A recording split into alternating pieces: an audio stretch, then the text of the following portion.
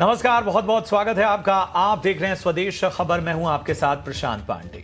23 जुलाई हमारे और आपके लिए इस मायने में बेहद खास है कि कल बजट में देश के ग्रोथ को दिशा देने वाले ऐलानों और टैक्स छूट जैसे कई प्रावधानों पर पूरे देश की नजर होगी। आज पेश हुए आर्थिक सर्वे में इस रोड मैप की झलक दिखी और अब इंतजार है कि कल वित्त मंत्री निर्मला सीतारमण के पिटारे से क्या खास निकलता है। ये बजट जब आजादी के 100 साल होंगे तब विकसित भारत का जो हमारा सपना है उस सपने को पूरा करने की मजबूत नींव वाला बजट लेकर के हम कल देश के सामने आएंगे।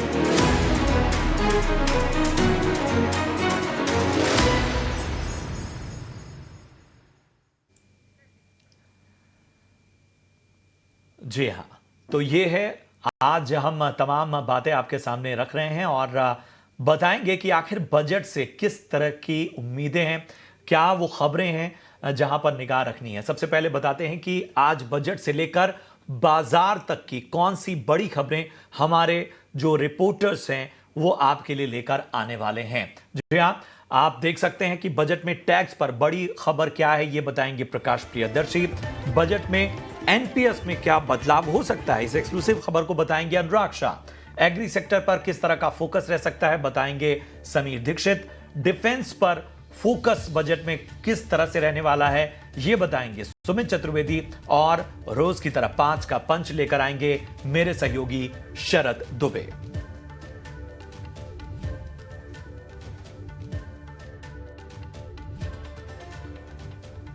तो जैसा कि हमने कहा, कई सेक्टर्स के लिए होने वाले ऐलानों के साथ जिस चीज पर लोगों की सबसे ज्यादा नजर है वो है टैक्स में मिलने वाली छूट। इस बार के बजट में वित्त मंत्री नौकरी पेशा लोगों को इनकम टैक्स में रियायत दे सकती हैं। इनकम टैक्स में छूट को लेकर एक्सक्लूसिव डिटेल्स दे रहे हैं मेरे सहयोगी प्रकाश प्रियदर्शी। देखिए, सरकार बजट में मिडिल क्लास और टैक्स पेयर्स के लिए राहत की घोषणा कर सकती है। दरअसल प्रधानमंत्री ने इस बात के संकेत दिए हैं कि उनकी सरकार मिडिल क्लास के लिए तमाम संभव प्रयास करेगी ताकि उनको राहत दी जाए। लिहाजा इस बात की संभावनाएं बढ़ गई हैं कि सरकार मिडिल क्लास और टैक्स पेयर्स के लिए राहत की घोषणा करे। सूत्र हमें बता रहे हैं कि जहां तक इनकम टैक्स का सवाल है, इस कॉन्टेक्स्ट में कई तरह के इम्पॉर्टेंट ऐलान किए जा सकते हैं। खासकर न्यू टैक्स रेजिम को ज़्यादा आकर्षक बनाने के मकसद से सरकार कई तरह के ऐलान कर सकती है, जिसमें प्रोसेस से संबंधित जो घोषणाएं होंगी वो होंगी ही ताकि न्यू टैक्स रेजिम को ज़्यादा सिंप्लीफाई किया जाए। इसके अलावा टैक्स एग्जेम्पशन की जहाँ तक बात करें तो जो थ्रेशोल्ड लिमिट है न्यू टैक्स रेजीम में एग्जेम्पशन की, उसको बढ़ाया जा सकता है। और वैसे टैक्स पेयर्स जिनकी सालाना आय जो है 5 लाख रुपए तक है, उन्हें इसका फ़ायदा होगा। इसके अलावा न्यू टैक्स रेजीम में एक और स्लैब का गठन किया जा सकता है ताकि ज़्यादा से ज़्यादा टैक्स पेयर्स को इसका फ़ायदा मिले। जो तीसरा इम्पॉर्टेंट पहलू है, जैसा कि हमें सूत्र बता रहे हैं कि इस वक्त तमाम तरह के एग्जेम्पशन के साथ जो आपको बेनिफिट का फ़ायदा हो रहा है वो है करीब 7,20,000 रुपए का। उसमें इस लिमिट को बढ़ाया जा सकता है और इसको 9 से 9.5 लाख रुपए किया जा सकता है, जिसमें कि स्टैंडर्ड डिडक्शन जो है, जो कि इस वक्त 50,000 रुपये है, उसमें भी बढ़ोतरी किया जा सकता है। तो ये इम्पॉर्टेंट घोषणाएं सरकार कर सकती है। साथ ही साथ न्यू टैक्स रेजिम को ज़्यादा आकर्षक कैसे बनाया जाए, इससे संबंधित ऐलान किए जाएंगे। प्रोसेस को और ज़्यादा आसान बनाया जाएगा। ये एक इम्पॉर्टेंट पहलू है। पिछले कई सालों से डायरेक्ट टैक्सेस में कोई बदलाव नहीं हुए हैं, लिहाजा इस बार ज़्यादा संभावना है कि सरकार बजट में इसका ऐलान करे। चले बढ़ते आगे। बजट में वैसे न्यू पेंशन स्कीम यानी एनपीएस में रिफॉर्म का रोड मैप आ सकता है। इस खबर पर ज्यादा डिटेल्स के साथ मेरे सहयोगी अनुराग शाह जुड़ चुके हैं। अनुराग, बताएं आखिर क्या खबर है। बजट में सरकार पेंशन रिफॉर्म की तरफ कदम बढ़ा सकती है और जो मौजूदा एनपीएस सिस्टम है सरकारी कर्मचारियों के लिए, उसमें कुछ बदलाव किए जा सकते हैं।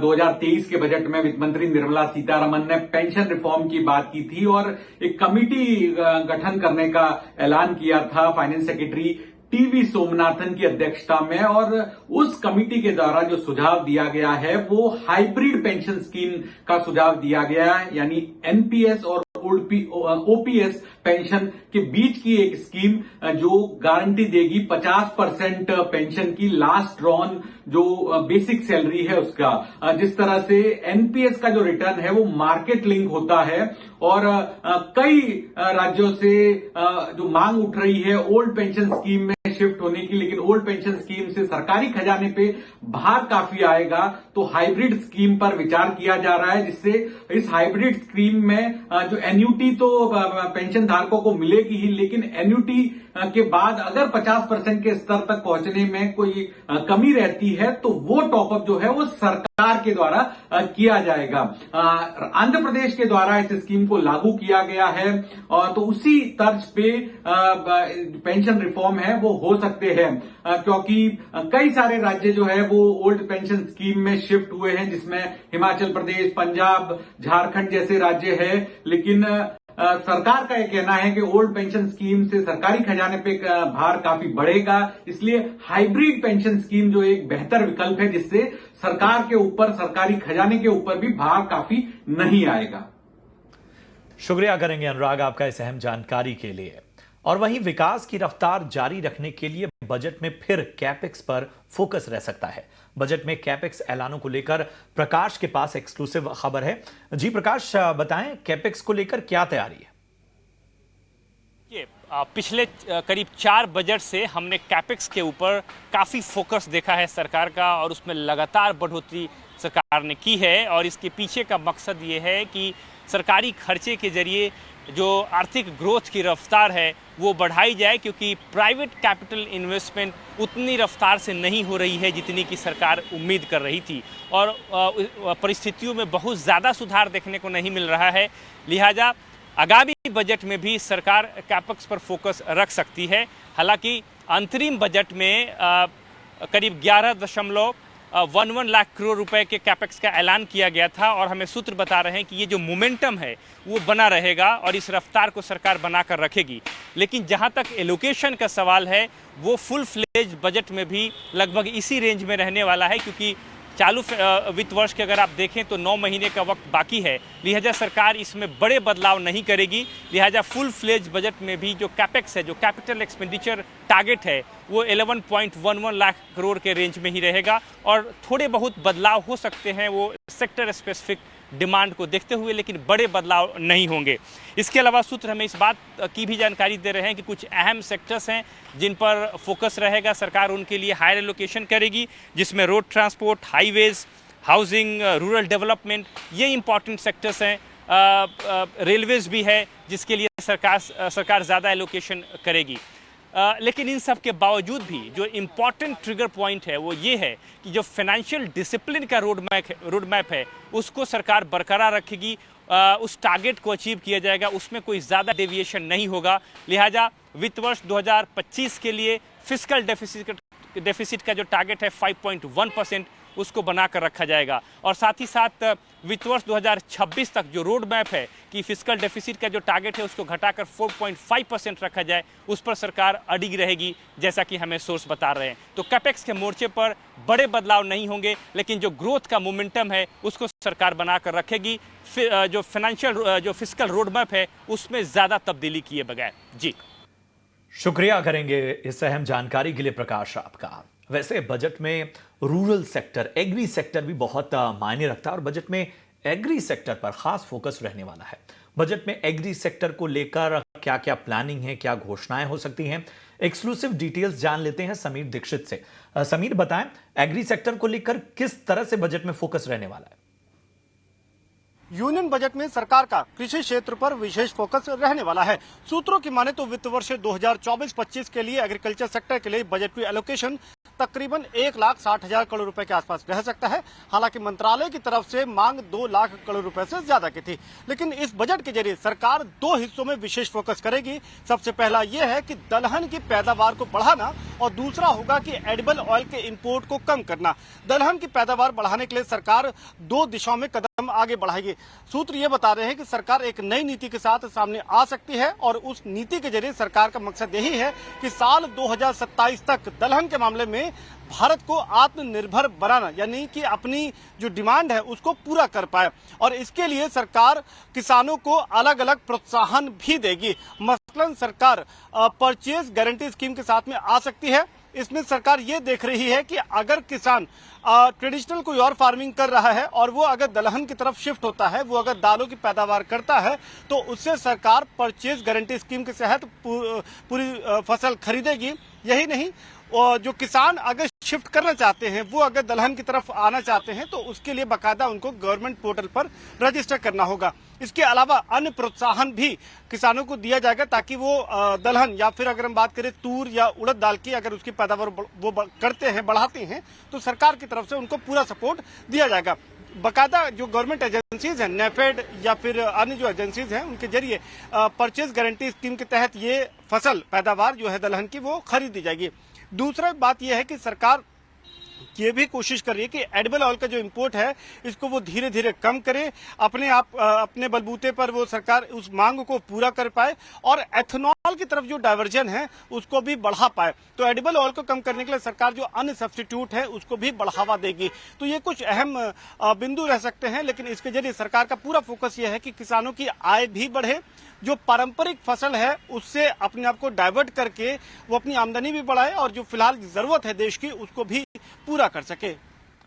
शुक्रिया करेंगे समीर आपका इस अहम जानकारी के लिए। और बजट में डिफेंस सेक्टर पर भी फोकस रह सकता है। डिफेंस सेक्टर को लेकर क्या अंदर खाने से एक्सक्लूसिव जानकारी सामने आ रही है, सुमित चतुर्वेदी से चलिए जान लेते हैं। सुमित, तो बताएं, डिफेंस में भारत की आत्मनिर्भरता का दम और ज्यादा बेहतर हो, क्या तैयारी है उसके लिए?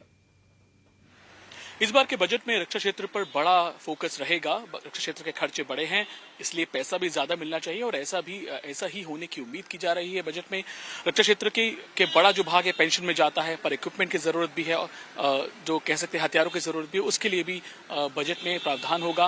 दूसरी बात करें तो स्टार्टअप इकोसिस्टम और एमएसएमई, जो भारत के कुछ स्टार्टअप और एमएसएमई या भारत के जो उद्योग हैं उनको भी बढ़ावा डिफेंस जगत की तरफ से दिए जाने की उम्मीद लगाई जा रही है बजट में। और कुल हम मिला के कहें कि बजट पर में डिफेंस सेक्टर पर बड़ा फोकस रहने वाला है। एक और चीज जो है वो R&D, रिसर्च एंड डेवलपमेंट, उसमें बहुत ज्यादा नहीं होता डिफेंस को लेकर, उस पर भी कुछ तवज्जो दी जा सकती है। तो डिफेंस एक ऐसा सेक्टर है जिसको काफी सालों से बहुत ज्यादा तवज्जो दी जा रही है, खासतौर पर गलवान क्लैशेस के बाद, खासतौर पर जो दुनिया भर में प्रॉब्लम्स हो रही हैं, संकट आए हैं, यूक्रेन रशिया वॉर हुआ है या इसराइल का लड़ाई शुरू हुआ है हमास के साथ, इस सब को देखते हुए जो बजट है इस बार का रक्षा क्षेत्र पर फिर से फोकस करेगा। नए उपकरण, नए हथियार और उनके निर्यात को ज्यादा जोर दिए जाने की उम्मीद है।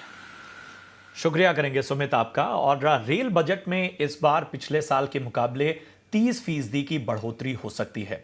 इस बार रेल बजट को लेकर क्या घोषणाएं हो सकती हैं, हमारे सहयोगी समीर दीक्षित की ये रिपोर्ट देखिए जो उन्होंने पहले रिकॉर्ड की है।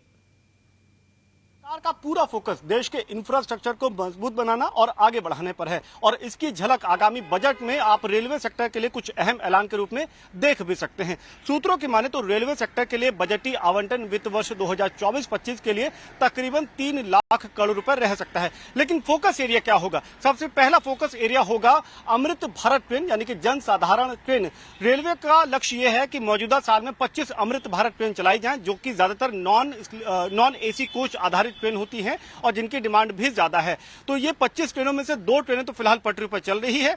लक्ष्य जो है वो काफी ऊंचा है और 25 को पूरा करने के लिए सरकार जोर देगी। लॉन्ग टर्म विजन यह है कि 5 से 7 सालों में 250 अमृत भारत ट्रेन पटरी पर दौड़ाई जाए। अमृत भारत ट्रेन के अलावा Vande Bharat train, premium train पर भी सरकार का फोकस है। तो देश की पहली sleeper based Vande Bharat train का ट्रायल रन बहुत जल्द शुरू हो पाएगा, संभवतः 15 अगस्त इसी साल से शुरू हो जाएगा। और पहली sleeper based Vande Bharat train के बाद में सरकार की कोशिश होगी कि तकरीबन आधा दर्जन ट्रेन जो है वो इसी साल लॉन्ग रूट जर्नी के लिए चलाई जा सके। वंदे मेट्रो ट्रेन, जो कि एक विशेष ट्रेन डिजाइन की गई है इंटरसिटी ट्रेन ट्रैवल एक्सपीरियंस को रीडिफाइन करने के लिए, 150 से 180 किलोमीटर के दूरी वाले शहरों के लिए। तो वंदे मेट्रो का भी ट्रायल बहुत जल्द होगा और इस साल कोशिश ये होगी कि कम से कम 5-6 वंदे मेट्रो ट्रेन चलाई जा सके। और इसके साथ ही साथ चूंकि जन साधारण ट्रेनों पर फोकस है तो 10,000 नॉन एसी कोचेस के प्रोडक्शन के लिए आदेश जारी कर दिए गए हैं। आपको ये भी बता दें कि सरकार फ्रेट यानी कि माल ढुलाई में भी अपनी आमदनी बढ़ाना चाहती है और उसके लिए एक नए डिजिटल माध्यम का सहारा लेगी और वो होगा IRCTC का सुपर ऐप। इस एक सुपर ऐप के जरिए रेलवे की कोशिश ये होगी कि जो नए संभावित कस्टमर हो सकते हैं रेलवे के, जैसे ई कॉमर्स एंटिटीज या फिर जो पार्सल सेगमेंट में है, उनको वो आकर्षित कर पाए और उसके जरिए जो फ्रेट रेवेन्यू है वो इस साल तकरीबन 15 से 20% वो पिछले साल की तुलना में बढ़ा पाए। तो ये कुछ बड़े या लॉन्ग टर्म विजन लेकर के चल रही है सरकार। लेकिन एक और दिलचस्प बात जो रहेगी वो ये है कि देश में ज्यादातर हाई स्पीड कॉरिडोर्स डेवलप करने के लिए भी सरकार अपना फोकस बनाए हुए है और इसके जरिए रेलवे कोशिश ये कर रही है कि जो डिस्टेंस ट्रैवलिंग है वो समय कम लगे, एक्सपीरियंस को बेहतर बनाया जा सके और इससे लॉजिस्टिक्स में भी काफी हद तक उसमें कमी लाई जा सके। तो तमाम सेक्टर्स में किस तरह की उम्मीदें हैं, किस तरह की आशाएं हैं, ये सभी हमारे रिपोर्टर्स आपको सिलसिलेवार ढंग से बताया उन्होंने और बजट पर सबकी निगाहें बनी हुई हैं। बहरहाल यहां रुकेंगे एक ब्रेक के लिए, फौरन हाजिर होंगे। स्वागत है आपका। ब्रेक के बाद आप देख रहे हैं स्वदेश खबर। बाजार में आज निचले स्तरों से शानदार रिकवरी देखी गई। निफ्टी ने निचले स्तर से 150 अंकों की रिकवरी दिखाई। तो वहीं बात करें अगर बैंक निफ्टी की, तो वहां पर भी बेहतर संकेत नजर आए। बाजार का पूरा हाल बता रहे हैं मेरे सहयोगी अंश भीलवाड़। तो निफ्टी ऑलमोस्ट फ्लैट क्लोज होता हुआ नजर आया 24,500 के पास। अच्छी बात यह है कि अगर इसका चार्ट देखा जाए तो डेज लो से ऑलमोस्ट 150 पॉइंट्स गेन होता हुआ नजर आया और उसका जो अहम लेवल है 24,450 उसके ऊपर क्लोज हुआ। जबकि दूसरी ब्रॉड इंडिसेस की बात की जाए तो यहाँ पे हम देख रहे हैं कि दोनों ही मिड कैप और स्मॉल कैप हरे निशान में बंद हुए। मिड कैप की 3 सेशन के डिक्लाइनिंग के बाद जाकर आज हरे निशान दिखा, तो स्मॉल कैप का 2 सेशन का कंटिन्यूस डिक्लाइन था, उसके बाद आज हरे निशान में बंद होता हुआ नजर आया। अब सेक्टर इंडिसेस की बात की जाए तो यहाँ हम देख रहे हैं कि निफ्टी ऑटो आज का टॉप सेक्टर गेनर के तौर पे नजर आता है, जो कि 1% से ज़्यादा की तेजी के साथ बंद होता हुआ नजर आया, जिसके टॉप गेनर्स में हमें भारत फौज और अशोक लेलैंड नजर आते हैं। जबकि अगर निफ्टी फार्मा की बात की जाए तो इस इंडेक्स के सारे ही कॉन्स्टिट्यूएंट, सारे स्टॉक्स में हरे निशान में बंद होते हुए नजर आए, तो यहाँ पे काफ़ी एक अच्छी पॉजिटिविटी बनती हुई नजर आती है। निफ्टी मेटल की बात की जाए तो 3 सेशन की डिक्लाइनिंग के बाद आज जाके हरे निशान में बंद होता हुआ नजर आया, तो यहाँ पे एक रिवर्सल सा होता हुआ नजर आ सकता है। अब सेक्टर लूजर्स की बात की जाए तो यहाँ पे हम देख रहे हैं कि निफ्टी रियलिटी आज का टॉप सेक्टर लूजर नजर आ रहा है। साथ ही साथ ये तीसरा सेशन है जब हमें लगातार बिकवाली नजर आ रही है, तो यहाँ पे थोड़ा बहुत नेगेटिव सेंटिमेंट बनता हुआ नजर आता है। इसके टॉप लूजर्स में देखें तो यहाँ पे फिनिक्स मिल्स और शोभा नजर आते हैं, जबकि निफ्टी IT, निफ्टी एनर्जी और निफ्टी FMCG सारे इंडेक्स हमें लाल निशान में बंद होते हुए नजर आए दूसरे सेशन के लिए। बहुत बहुत शुक्रिया करेंगे अंश आपका इस अहम जानकारी के लिए। और अब चलते हैं अपने खास सेगमेंट 5 का पंच की तरफ, जहां मेरे सहयोगी शरद दुबे बता रहे हैं कि आखिर एक्शन भरा पंच आज किन स्टॉक्स, किन सेक्टर ने लगाया। जी शरद बताएं। जी बिल्कुल, आपका स्वागत है 5 का पंच में। और मैं जो हूँ 5 अहम स्टॉक्स या थीम लेके आता हूँ और याद रखिए 2 अहम चीज़ चल रही है, एक तो अर्निंग्स चल रही है, दूसरा कल अहम बजट भी है जिस पे बाजार की फोकस रहेगी। और ऑफ कोर्स हमारे 5 का पंच में आज बजट वाले थीम स्टॉक्स भी हमने लिए हैं, जहाँ पे आज दिन के ट्रेड में बज़ कर रहे थे। निफ्टी अर्निंग्स जो ओवर द वीकेंड 3 आई थी और 3 से लेके 5 आई थी, लेकिन 3 के सबसे ख़राब नतीजे देखने मिले, उसके कारण इन स्टॉक्स में भारी गिरावट देखने मिली। विप्रो की बात करें तो सबसे बड़ा इंट्राडे फॉल 2013 अप्रैल में जो है हमने देखने मिला है। 10 साल से ज़्यादा का सबसे बड़ा फॉल आया, ऑलमोस्ट 10% की गिरावट आई। ADR में भी ओवर द वीकेंड देखा भारी गिरावट आया। कोटक महिंद्रा बैंक के भी weak set of Q1 numbers आए, एसेट क्वालिटी में भी थोड़ी सी इम्पैक्ट पड़ी है। और रिलायंस की बात करें, बहुत बड़ी इंडेक्स कंट्रीब्यूटर है, यहाँ पे उनके 2 सेगमेंट्स जो है एनालिस्ट एस्टिमेट से मिस किए। एक है आपका OTC business, oil to chemical business, और दूसरा है आपका रिटेल बिजनेस। हालांकि टेलीकॉम बिजनेस और गैस ऑयल एक्सप्लोरेशन बिजनेस जो है लार्जली इनलाइन थे, बट रिलायंस में भी भारी गिरावट आई। इसके अलावा बजट वाले थीम स्टॉक्स में बात करें तो फर्टिलाइजर स्टॉक जैसे कि RCF फर्टिलाइजर, नेशनल फर्टिलाइजर्स, इन स्टॉक्स में अच्छी तेज़ी देखने मिली है। पॉपुलिस्ट बजट का एक्सपेक्टेशंस है, तो जब यहाँ पे एक्सपेक्टेशंस पॉपुलिस्ट का रहता है तो ऑफकोर्स आपको जो है एग्रीकल्चर सेगमेंट में भी जो है बढ़ाव मिलता है। और इसके कारण जो है ओवरऑल इंडस्ट्री भी एक्सपेक्ट करेगी बजट की जो सब्सिडी है उसको भी थोड़ी बढ़ा दी जाए। इंक्रीज्ड फंडिंग, ज़्यादा फंडिंग आपको देखने मिल सकता है ताकि फर्टिलाइज़र इंपोर्ट्स की डिपेंडेंस कम हो, ये भी एक्सपेक्टेशंस है। और ओवरऑल जैसे नैनो एरिया यूरिया हुआ, तो उसके डेवलपमेंट पे भी पॉजिटिव अनाउंसमेंट आ सकता है। तो बजट थीम पे आज दिन के ट्रेड में सारे फर्टिलाइजर स्टॉक्स चल रहे थे। तीसरा स्टॉक रहेगा इंडियन होटल्स, इनलाइन नंबर से, लेकिन जो मैनेजमेंट की कमेंट्री है बहुत स्ट्रॉन्ग आई है Q2 को लेके, इसलिए स्टॉक में बहुत अच्छी तेज़ी दिन के ट्रेड में देखने मिली है। मैनेजमेंट ने हमारे सिस्टर चैनल में आया ET नाउ में और उन्होंने 3 अहम बात कही। सबसे पहला है कि जो वेडिंग डेट्स है वो जुलाई में मूव हो गई है, तो उसके कारण Q2 नंबर्स बहुत स्ट्रॉन्ग रहेंगे। इसके अलावा बिजनेस में कोई स्लो डाउन नहीं दिख रहा है और स्ट्रैटेजी कंपनी का यही रहेगा कि भारत के मार्केट पे कंप्लीट डोमिनेंस रखें अपनी मार्केट शेयर का, और ओवरऑल जो होटल रेट्स है स्टेबलाइज्ड होकर आगे जाते हुए उसमें और बढ़ोतरी देखने मिल सकती है। इसके अलावा जो है डिफेंस रिलेटेड स्टॉक्स और शिपिंग रिलेटेड स्टॉक्स जैसे कि मज़गांव डॉक, जी शिपिंग, कोचिन शिपयार्ड, GRSE, ये सारे स्टॉक्स में भी आज तेज़ी देखने मिल रही थी। ये हमारा दूसरा थीम है 5 का 5 में बजट रिलेटेड स्टॉक्स, जहाँ पे एक रिवाइज्ड PLI स्कीम देखने मिल सकता है। शिपिंग इंडस्ट्री को लेके मैरीटाइम डेवलपमेंट फंड आ सकता है और जो ग्रीन शिपिंग इनिशिएटिव्स है उस पर भी अनाउंसमेंट आ सकती है, तो इसको आप ज़रूर फोकस में रखिएगा। 2 बजट के थीम्स हमने यहाँ बता दिए, एक अर्निंग्स इम्पैक्ट बता दिया, एक ऑफकोर्स इंडियन होटल्स का अर्निंग्स इम्पैक्ट और मैनेजमेंट कमेंट्री पे भी हमने चर्चा कर ली। लेकिन हमारा 5वां स्टॉक है, इसमें अर्निंग्स इम्पैक्ट भी है और इंडस्ट्री की जो चेंज हो रही है, टर्न अराउंड हो रही है, उस पर भी फोकस रहेगा। टेक्सटाइल स्टॉक्स में तो तेज़ी आ ही रही है, लेकिन स्पिनिंग सेगमेंट जो टेक्सटाइल्स का एक पोर्शन होता है उसमें भी तेज़ी देखने मिली है। स्पोर्ट किंग के नतीजे बहुत स्ट्रॉन्ग आए और ऑफकोर्स आप कह सकते हैं नाहर स्पिनिंग मिल्स और नितिन स्पिनर्स, इनमें भी अच्छी तेज़ी देखने मिली है। ऑफकोर्स दिन के ट्रेड में एंडिंग में जो है हमने देखा नितिन स्पिनर्स के भी नतीजे आए। मार्जिन्स और कैपेसिटी यूटिलाइजेशन इम्प्रूव कर रही है और याद रखिए जो एक्सपोर्टर्स है उनके लिए भी एक सेंटिमेंटली पॉजिटिव न्यूज़ है कि बांग्लादेश में अनरेस्ट हो रही है। बांग्लादेश में जो है one of the largest exporters जो है आपके रेडीमेड गारमेंट्स का भी है। ओवरऑल डिमांड जो है रिकवर करे, लेकिन याद रखिए जो एक्सपोर्ट हो रहे हैं वहाँ पे फ्रेट कॉस्ट अभी भी बढ़ी हुई है मिडल ईस्ट टेंशन के कारण। बट ओवरऑल कहेंगे 2 या 3 क्वार्टर से मार्जिन्स अब सस्टेन करने लगे, तो बॉटम लाइन नंबर्स जो हैं स्पिनिंग कंपनी के इम्प्रूव कर रहे हैं और हमने ये रिजल्ट्स में ऑलरेडी देख लिया। स्पोर्ट किंग ले लीजिए या आप नितिन स्पिनर्स ले लीजिए, उसका rub off effect of Nahar spinning mills में भी मिल रहा है। तो ये 5 अहम थीम्स या स्टॉक्स है जो आपके रडार में होने चाहिए, जहाँ पे आज सारा एक्शन दिन के ट्रेड में आपको देखने मिला। शुक्रिया करेंगे शरद 5 का पंच के लिए, और इसी के साथ इस बुलेटिन में इतना ही, दीजिए इजाजत। लेकिन आप देखते रहिए ET नाउ स्वदेश और कल सुबह 7 बजे से जुड़ जाइए ET नाउ स्वदेश के साथ बजट की मेगा कवरेज के लिए, जहां पर हमारे पास दिग्गज पैनल होगा, एक्सपर्ट का एक भरा पूरा पैनल जो आपको बताएगा तमाम अहम बातें, बजट की हर बारीक से बारीक बात, बजट पेश होने से पहले, बजट पेश होने के बाद, हर रणनीति कहीं और नहीं, सिर्फ ET नाउ स्वदेश पर सुबह 7 बजे से लगातार।